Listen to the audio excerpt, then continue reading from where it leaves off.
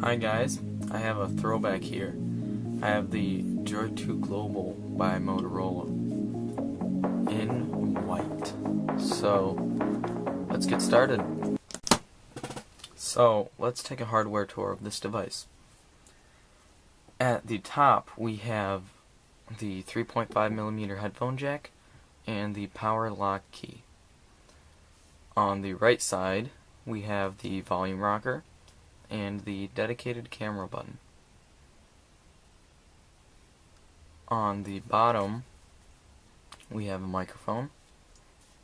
On the left side we have the micro USB charger, the charging and syncing port. On the front we have the LED notification light and the proximity and ambient light sensors. And we have the speaker grill, and we have a 3.7-inch 480 by 854 pixel TFT display. On the bottom we have menu, home, back, and search buttons, and we have this little chin here with the Verizon logo. On the back we have the 5 megapixel autofocus camera with flash, dual LED flash, and we actually have a metal battery cover. I have a little Apple sticker on the back of it. So if we open that up, here's a little battery cover. We have the battery here,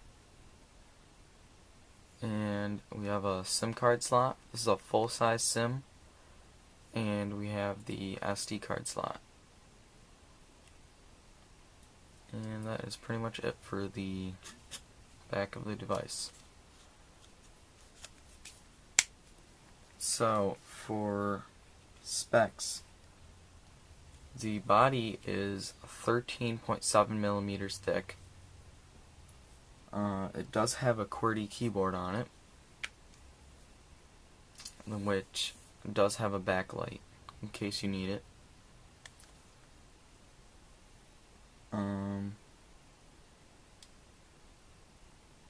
The camera is 5 megapixels,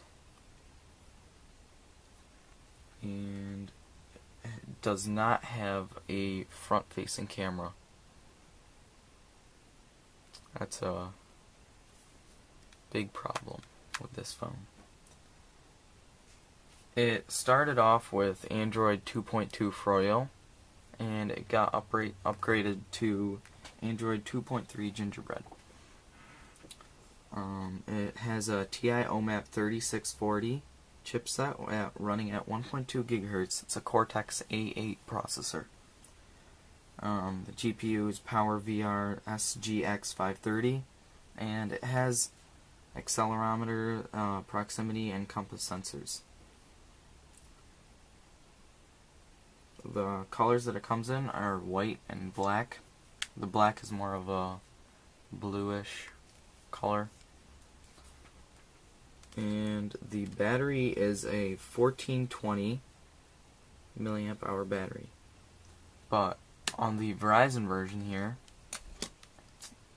if I pop this back cover off, on the Verizon version, it only is 1390 milliamps. If we get that to focus in, 1390 milliamps. So that you can maybe squeeze a day out of it. It's not that good of a device for battery life. So it looks pretty nice, feels good in the hand, has a good keyboard, and although the keyboard is a bit cramped when you're typing, and the touchscreen works fine, it looks great, all the buttons are placed nicely. It's a very small phone compared to a Droid Razor here. The Droid Razor is pretty big, but it is thinner. Or the Galaxy S3 here in my ballistics case. As you can see, it dwarfs it. The Droid 2 Global can actually fit pretty much inside the screen of the Galaxy S3. So overall, the Droid 2 Global is a very nice phone, but a processor is a bit underclocked and is pretty slow for today's usage. The battery is very low, you might want to upgrade that.